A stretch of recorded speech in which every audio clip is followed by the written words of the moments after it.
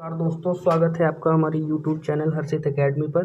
दोस्तों, आज हम पुनः क्लास 12 की फिजिक्स आपको पढ़ाने चल रहे हैं। जैसा कि आप जान रहे हैं, फिजिक्स फर्स्ट पेपर की फर्स्ट यूनिट वैद्युत स्थैतिकी का फर्स्ट चैप्टर वैद्युत आवेश एवं वैद्युत क्षेत्र आपको पढ़ाया जा रहा है। दोस्तों, इस चैप्टर से संबंधित ये आज का हमारा चौथा वीडियो है, जो कि बहुत ही ज़्यादा इम्पॉर्टेंट है। दोस्तों, अगर ये आप चौथा पार्ट आज देख रहे हैं तो इससे पहले के तीनों पार्ट ज़रूर देख लीजिए। पार्ट 3 में हमने बात की थी पदार्थों के वर्गीकरण के बारे में, और पदार्थों के वर्गीकरण के बारे में मैंने आपको बताया भी था कि पदार्थों को 4 भागों में बांटा गया है। पहला भाग क्या था आपका? चालक था। चालक की 3 डिफिनीशन मैंने पढ़ाई थी। पहला कि चालक वह पदार्थ हैं जिनकी चालकता सबसे अधिक होती है। दूसरा, चालक वह पदार्थ हैं जिनमें मुक्त इलेक्ट्रॉनों की संख्या बहुत अधिक होती है। और तीसरा, चालक वह पदार्थ हैं जिनमें वैद्युत धारा का प्रवाह सुगमता से होता है। एग्जाम्पल भी इसका लिया गया था मानव शरीर, पृथ्वी और विभिन्न प्रकार की धातुएं। उसके बाद हमने अचालक बताया था आपको। अचालक जस्ट चालक का अपोजिट होता है। मुक्त इलेक्ट्रॉनों की संख्या बिल्कुल नहीं होती, चालकता बिल्कुल नहीं होती, वैद्युत धारा का प्रवाह बिल्कुल नहीं होता।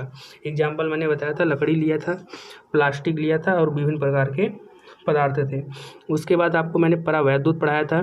परावैद्युत वह पदार्थ होते हैं जिनके इलेक्ट्रॉन नाभिक से दृढ़तापूर्वक बंधे रहते हैं। अतः इसमें मुक्त इलेक्ट्रॉनों की संख्या बिल्कुल नहीं पाई जाती थी, लेकिन इसमें एक क्वालिटी ये थी कि जब इसको हम वैद्युत प्रभाव वाले क्षेत्र में रखते थे तो इसके पृष्ठों पर आवेश प्रेरित हो जाता था। यही इम्पोर्टेंट है। इसका भी एग्जाम्पल मैंने आपको पढ़ाया था। इसके बाद मैंने आपको पढ़ाया था क्या? अर्धचालक। बहुत ही ज़्यादा इम्पोर्टेंट था। अर्धचालक में मैंने आपको पढ़ाया था, अर्धचालक वह पदार्थ होते हैं जिनकी चालकता चालक से तो कम होती है परंतु अचालक से ज़्यादा होती है। इसी के बाद मैंने आपको ये भी पढ़ाया था कि अर्धचालक वह पदार्थ होते हैं जिनमें मुक्त इलेक्ट्रॉनों की संख्या चालक से कम होती है परंतु अचालक से ज़्यादा होती है। एग्जाम्पल भी मैंने आपको इसको बताया था, जर्मेनियम तथा सिलिकॉन। ये आपके क्या थे भैया? क्या थे आपके? पदार्थों के वर्गीकरण, पदार्थों के प्रकार। देखिए, अर्धचालक के बारे में मैंने आपको बताया भी था कि अर्धचालक सेकेंड पेपर में आप पूरा पढ़ेंगे, क्योंकि एक पूरा चैप्टर ही अर्धचालक से संबंधित है। बहुत क्वेश्चन वहाँ से पुटअप होते हैं, वहाँ से एक नोट पूछा जाता है, इसको भी ध्यान रखिएगा। कंपटीशन के लिए भी इम्पोर्टेंट है कि 0 केल्विन ताप पर, 0 केल्विन ताप पर आपका जो अर्धचालक है वो क्या बन जाता है? अचालक बन जाता है। 0 केल्विन ताप पर अर्धचालक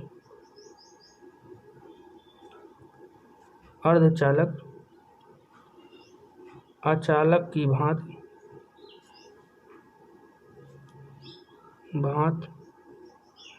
व्यवहार करता है।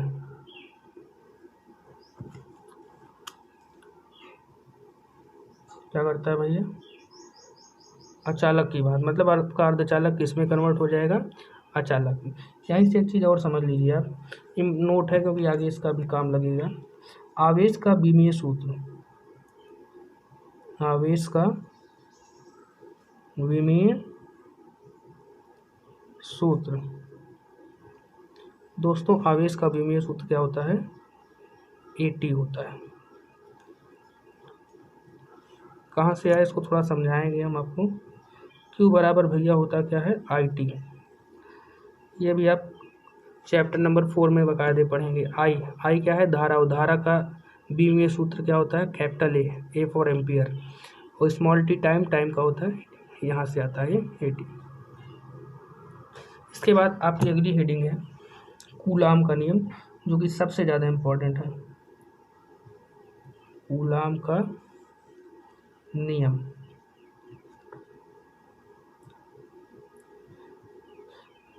कूलाम का नियम बहुत ही ज़्यादा इम्पोर्टेंट, सबसे ज़्यादा इम्पोर्टेंट है, इसको ध्यान में रखिएगा।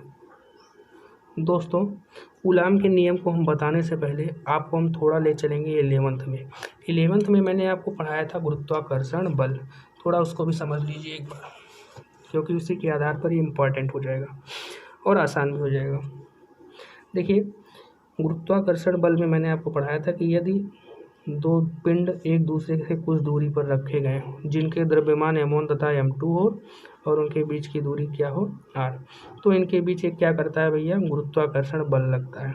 प्रयोगों द्वारा देखा गया गुरुत्वाकर्षण बल इनके द्रव्यमानों के गुणनफल के अनुक्रमानुपाती, फिर इनके बीच की दूरी के वर्ग के व्युत्क्रमानुपाती। समीकरण 1 हुआ, 2 को फिर क्या किया जाता था भैया, संयुक्त करते थे तो आपको मिलता था यह प्रोपोर्शनल टू m1 m2 बटे r स्क्वायर।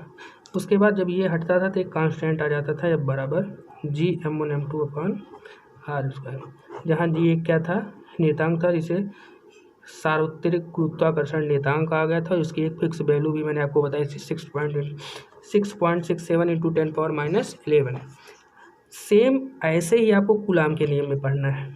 बस कूलाम के नियम में आपको जानना क्या है कि जो कार्य यहाँ पे द्रव्यमान का है वही कार्य यहाँ पे आवेश का हो जाएगा। किसका भैया, आवेश का।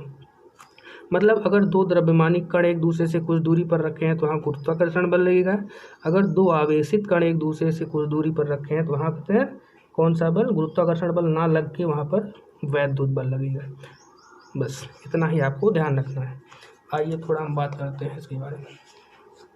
देखिए कूलाम के नियम, कूलाम का नियम कहाँ से आया, कैसे इनके दिमाग में विचार आया, आइए पहले इसको जानते हैं। दोस्तों इस वीडियो के या इस चैप्टर के पहले पार्ट में मैंने आपको बेंजामिन फ्रैंकलिन का एक प्रयोग बताया था। मैंने ये बताया था कि यदि दो आवेशित कण समान प्रकृति के हैं, अर्थात ये भी धन आवेशित, ये भी धन आवेशित, ये भी ऋण आवेशित, ये भी ऋण आवेशित, तो अगर ये समान प्रकृति के हैं तो इनके बीच एक बल कार्य करेगा जो इनको एक दूसरे से क्या करेगा भैया, दूर ले जाएगा। मतलब इनके बीच में कौन सा बल लग रहा है, प्रतिकर्षण बल। यहाँ हमें ये पता चल गया कि कौन सा बल लग रहा है, प्रतिकर्षण बल, पर हम ये नहीं बता सकते कि उस बल का मान कितना है, अर्थात कितना बल इसमें लग रहा है। फिर उन्होंने यह भी बताया था कि यदि दो आवेशित कण समान प्रकृति के ना हो के इस बार विपरीत प्रकृति के हो जाए, अर्थात ये धन आवेशित है, ये ऋण आवेशित हो जाए, या ये धन आवेशित है, ये ऋण आवेशित, तो इनके बीच एक बल कार्य करेगा जो इनको एक दूसरे के पास लेके आएगा, जिसे हम कौन सा बल कहते थे, आकर्षण बल। तो यहाँ यह भी पता चल गया कि इनके बीच में कौन सा बल कार्य कर रहा है, आकर्षण बल। मतलब हम देखकर बता सकते हैं कि आकर्षण बल लग रहा है कि प्रतिकर्षण बल, पर हम यह नहीं बता सकते कि कितना आकर्षण बल लग रहा है और कितना प्रतिकर्षण बल। तो बस यही है कि कूलाम ने यही कार्य किया कि दो आवेशित कणों के बीच कितना बल लग रहा है, कितना नहीं लग रहा है, इसी के बारे में एक सूत्र डिफाइन किया। उन्होंने क्या बताया कि दो आवेशित कणों के बीच लगने वाला बल सेम वैसे ही है, आवेशों के गुणनफल के अनुक्रमानुपाती तथा उनके बीच की दूरी के वर्ग के व्युत्क्रमानुपाती होता है। पहले तो हम आप उनका नियम लिख दे रहे हैं, इसको समझने की कोशिश करिएगा। का नियम है बहुत ज़्यादा इम्पोर्टेंट, इन्हीं दो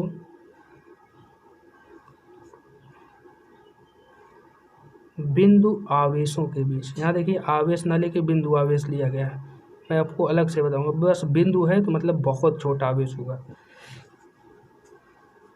इन्हीं दो बिंदु आवेशों के बीच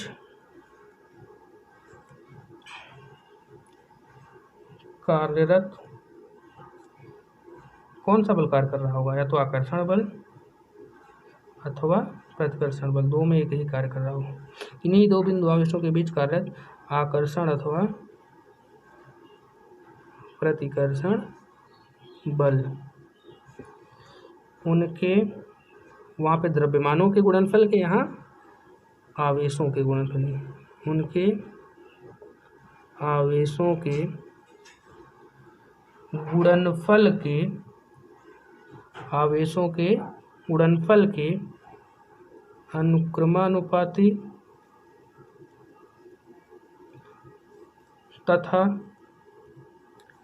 उनके बीच की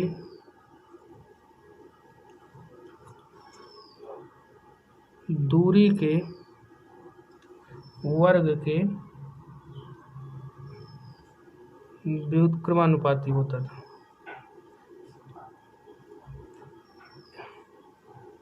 होता है, बस यही इतना आपको पढ़ना है कूलाम के नियम का जो डिफिनीशन है। अर्थात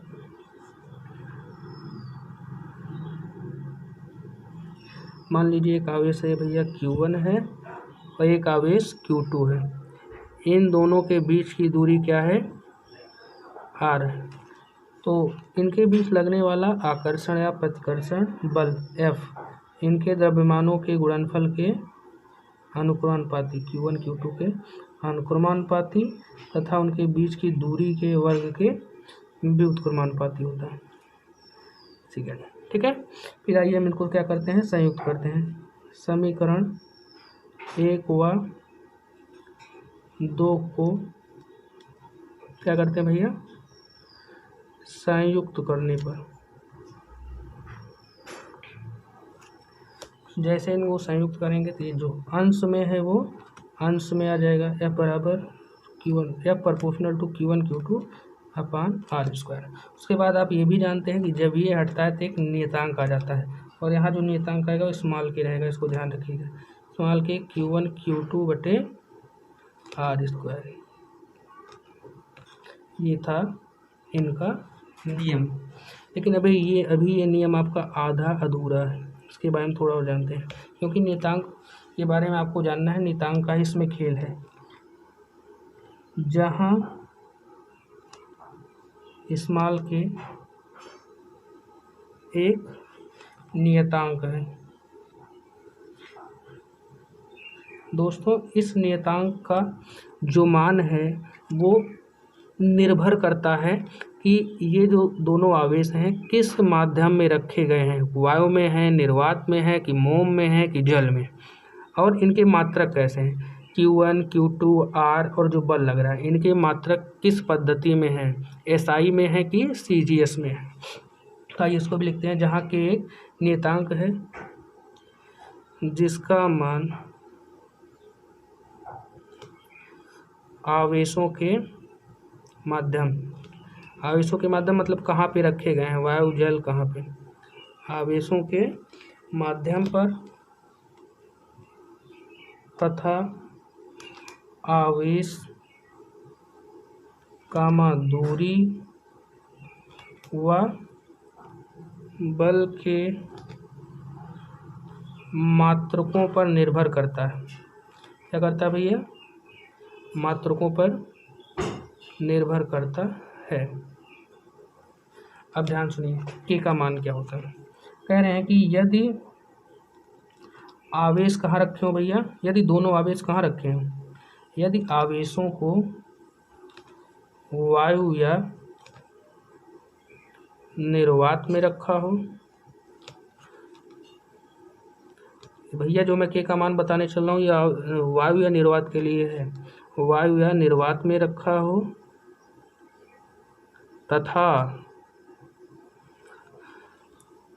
आवेश दूरी व बल का मात्रक किस पद्धति में हो, SI पद्धति। SI वही MKS, आधुनिक MKS पद्धति को ही हम क्या कहते हैं, SI पद्धति। SI पद्धति में हो तो SI पद्धति में आवेश का मात्रक कूलाम, दूरी का मीटर और बल का मात्रक न्यूटन होता है। तो के का मान भैया क्या होता है, स्मॉल के का मान होता है 9 × 10⁻9 होता है। मतलब के का मान क्या आ गया भैया, 9 × 10⁻9। परंतु इसको यहाँ रख, चूँकि 9 × 10⁻9 एक जन और का मान होता है। किसका मान होता है 1/4π ε0। किसका 1/4π ε0 भी बताता हूँ। इसकी वैल्यू क्या होती है भैया 9 × 10⁻9 और 9 × 10⁻9 किसकी वैल्यू के। तो कहने का मतलब के का मान चाहे आप 9 × 10⁻9 रखिए या फिर 1/4π ε0 रखिए। कहाँ पे, समीकरण 3। समीकरण 3 में आइए मान रखते हैं।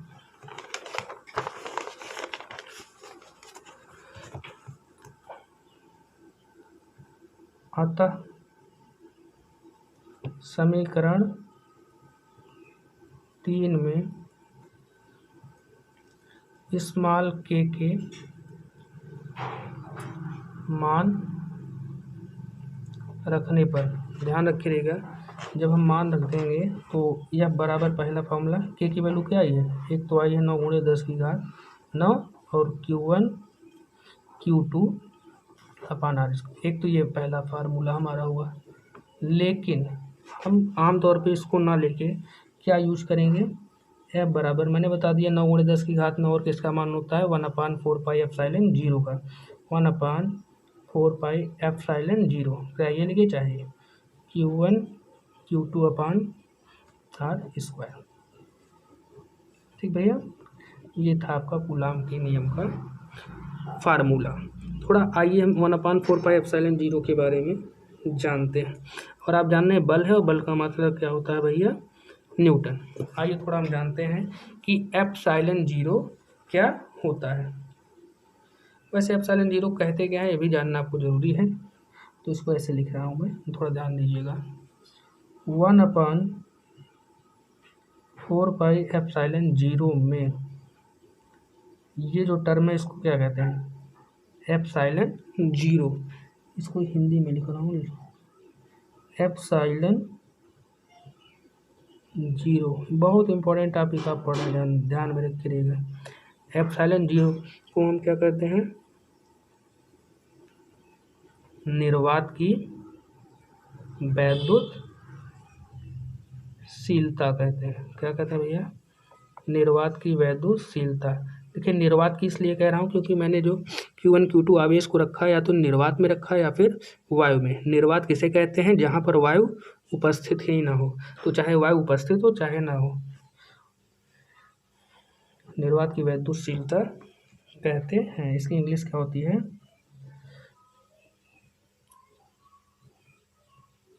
परमिटिविटी ऑफ स्पेस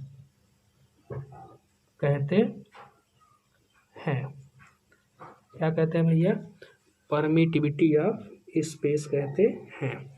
लेकिन एक चीज़ याद है, अभी तक मैंने आवेश को कहाँ पर रखा है, निर्वात या वायु में। अगर हम निर्वात या वायु के स्थान पर किसी कुचालक माध्यम में रख दें आवेश को, अर्थात थोड़ा रफ कार्य करना है, उसको समझने की कोशिश करिएगा, नोट भी मत करिएगा नोट्स में। Q1 Q2 को क्या किया गया है, अब किसी कुचालक पदार्थ में रख दिया गया। मान लीजिए इनको कहाँ रख दिया है, मोम में रख दिया गया है। ये जान लीजिए कि अब इसको किसी कुचालक पदार्थ में रख दिया गया, तो फार्मूला आपका थोड़ा क्या हो जाएगा, चेंज हो जाएगा। तो इसको लिख रहा हूँ मैं, तो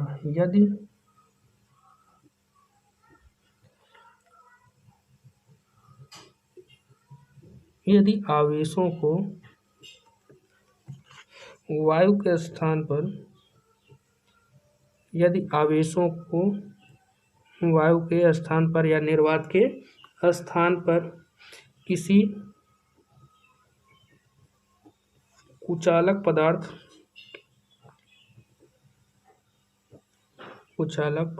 कौन कौन से कुचालक पदार्थ आप ले सकते हैं, कांच, मोम आदि, कुछ भी ले सकते हैं आदि। यदि आवेशों को मोम आदि के मध्य रख दिया जाए, के मध्य रख दिया जाए, ध्यान रखिएगा, तो कूलाम के नियमानुसार, अब देखिए फार्मूला कैसे चेंज होगा, यही समझने की कोशिश करिएगा। नियमानुसार, कूलाम के नियमानुसार जब बराबर क्या होता है 1/4πε0 Q1 Q2 upon R square. लेकिन अब ये फार्मूला कब के लिए था, जब हम इसको वायु में रखे थे। अभी हम वायु में नहीं रखे हैं, अभी हम इसको रखे हैं किसी कुचालक पदार्थ में। तो बस जब आप इसको वायु से हटा के कहीं रखेंगे तो ε0 के स्थान पर इसी के साथ एक अन्य वर्ड जुड़ जाएगा, वो क्या है, कैपिटल के। वहाँ स्मॉल के था, ये क्या था, कैपिटल के। अब हम जानते हैं कैपिटल के क्या है, जहाँ ये तब के लिए फार्मूला है भैया कूलाम के नियम का, जब इसको हम कहाँ रखे हैं, माध्यम में रखें, किसी ऐसे माध्यम में जहाँ कुचालक पदार्थ भरा हुआ है, जहाँ कैपिटल के क्या है, थोड़ा ध्यान से समझिएगा। एक क्या है, विमाहीन नियतांक है। क्या है भैया? विमाहीन नियतांक है, जिसे उस पदार्थ का क्या कहते हैं भैया? ध्यान से सुनिएगा, इसका 3 नाम है। परावैद्युतांक, पहला नाम क्या है? इसे उस पदार्थ का परावैद्युतांक अथवा विशिष्ट प्रतिरोध, क्या भैया? अथवा विशिष्ट परावैद्युता अथवा विशिष्ट परावैद्युता, अथवा एक चीज और कह सकते हैं इसको, क्या? मुझे सबसे अच्छा नाम यही लगता भी है, अथवा आपेक्षिक वैद्युशीलता कहते हैं। क्या कहते हैं भैया? आपेक्षिक वैद्युशीलता कहते हैं। वैद्युशीलता कहते हैं। आप समझ गए होंगे कि जैसे निर्वात से हटा के हमने क्या किया, इसको किसी कुचालक पदार्थ में रखा, ये एप्सिलॉन 0 के साथ एक और वर्ड जुड़ जाएगा, वो कैपिटल के। और कैपिटल के क्या है? एक विमाहीन नियतांक। विमाहीन मतलब जिसका ना कोई विमा हो ना कोई मात्रक हो, उस पदार्थ का हम क्या कहते हैं? उसे परावैद्युतांक अथवा विशिष्ट परावैद्युता अथवा आपेक्षिक वैद्युशीलता कहते हैं। और ध्यान सुनिए, इसको हम समीकरण कितना मान लें? इससे पहले हमने 4 माना है, 4 ही माना है हमने ना, इसको हम समीकरण 5 मान सकते हैं। ठीक, थोड़ा और समझिएगा। ये एप्सिलॉन 0 इंटू के है, इसको हटा के केवल हम एक वर्ड भी लिख सकते हैं। ये एप्सिलॉन 0 इंटू के बराबर क्या होता है? एप्सिलॉन ही होता है, क्योंकि एप्सिलॉन 0 और के का जब मल्टीप्लाई क्या होगा, मल्टीप्लाई करें तो क्या होगा? केवल एप्सिलॉन, अर्थात 0 हट जाएगा। इसे हम केवल एप्सिलॉन पढ़ते हैं। जहाँ एप्सिलॉन हमारा क्या है भैया? परावैद्युत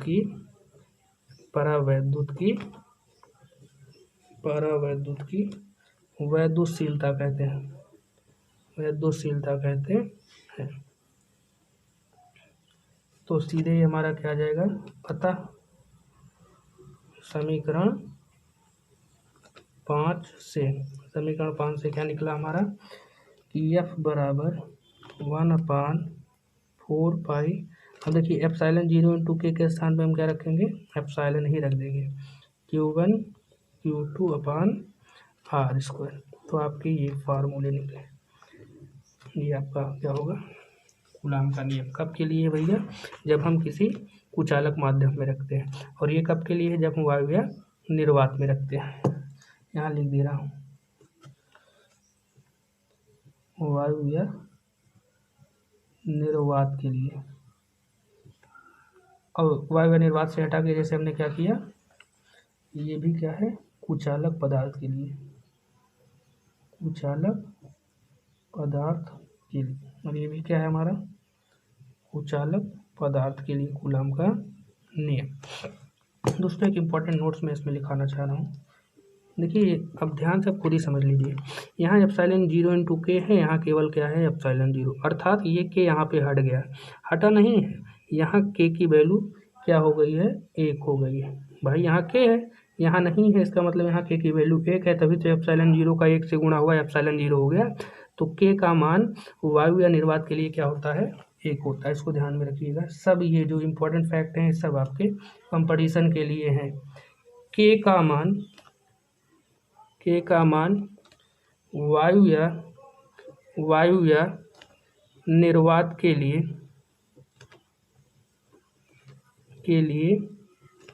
कितना होता है भैया? 1 होता है।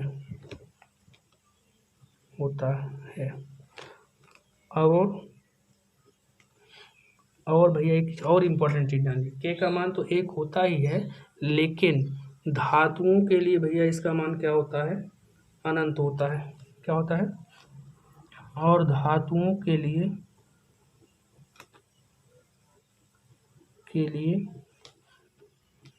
के का मान क्या होता है? अनंत होता है।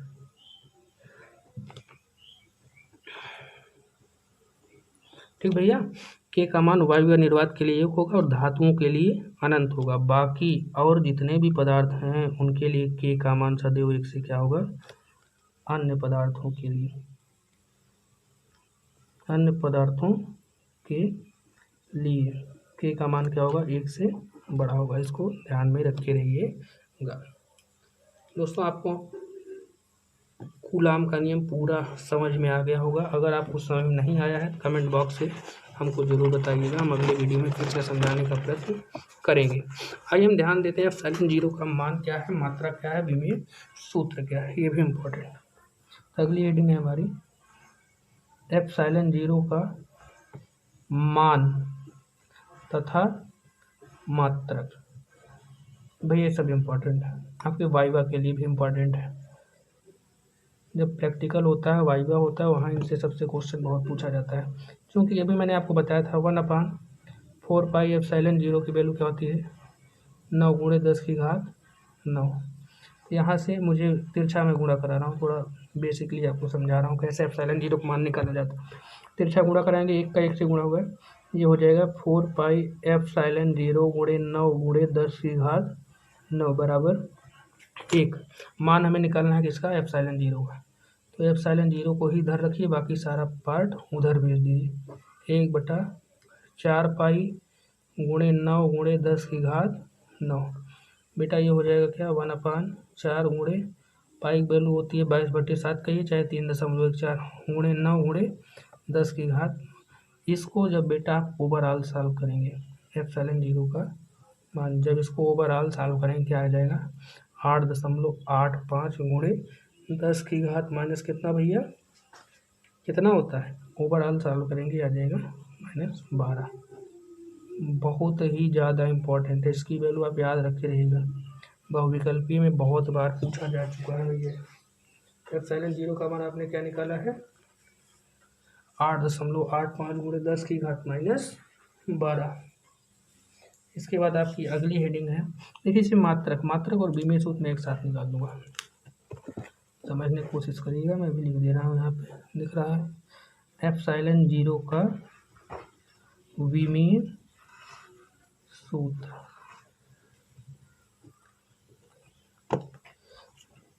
कूलाम के नियम से, चाहूँ तो मैं वैसे भी लिख दूँ डायरेक्ट फॉर्मूला, लेकिन मैंने हमेशा निकलवाने पे ज़्यादा फोर्स दिया है।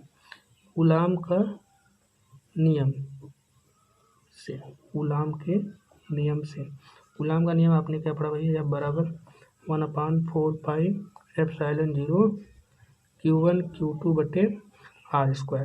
फिर से क्रॉस मल्टीप्लाई कराएंगे, बटे 1 कर लीजिए, ये पूरा नीचे है तो इसका इससे मल्टीप्लाई होगा, या गुणे 4 pi epsilon zero into R², ऊपर का ऊपर से मल्टीप्लाई होगा Q1 Q2। यहाँ से फिर से मुझे वैल्यू या मात्रक या मान किसका निकालना है, एप्सिलॉन जीरो। तो एप्सिलॉन जीरो को अलग करिए, Q1 Q2 बटे F गुणे 4 पाई गुणे R²। मुझे इसका क्या निकालना है, विमीय सूत्र। एप्सिलॉन जीरो का विमीय सूत्र क्या हो जाएगा भैया, एप्सिलॉन जीरो का विमीय सूत्र हो जाएगा, सब मैंने आपको निकलवाया है। Q1 का विमीय सूत्र तरीका आपको मैंने पूरा बता रखा है। Q1 का विमीय सूत्र, Q2 का विमीय सूत्र आपको मैंने वहाँ पे पढ़ाया भी था भैया। F का विमीय सूत्र मतलब बल का विमीय सूत्र क्या होता है, और आपको यहाँ पता है 4 पाई आपका क्या है, कांस्टेंट का कोई विमीय सूत्र नहीं निकलता। R² का विमीय सूत्र, तो भैया Q क्या है, आवेश का विमीय सूत्र मैंने नोट में ही आपको पढ़ा दिया था, क्या होता है 80, क्योंकि अब आगे से इसका यूज चलेगा। पुनः यहाँ Q2 का विमीय सूत्र क्या होगा भैया, 80/F क्या है, बल, या तो होगा नहीं, एमएलटी घात -2, और R क्या है, दूरी का विमीय सूत्र क्या होगा भैया, L²।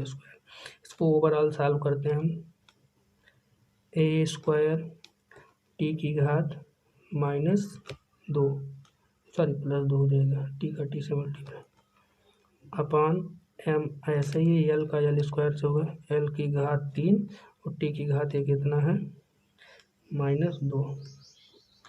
तो अब देखिएगा भैया क्या आ जाएगा, ओवरऑल सॉल्व कर रहा हूँ मैं। एम की घात 1 है, ऊपर जाएगा तो क्या जाएगा एम की घात, बहुत इंपॉर्टेंट है मैं बता दे रहा हूँ, मात्रक मान बीमीय सूत्र तीनों इंपॉर्टेंट।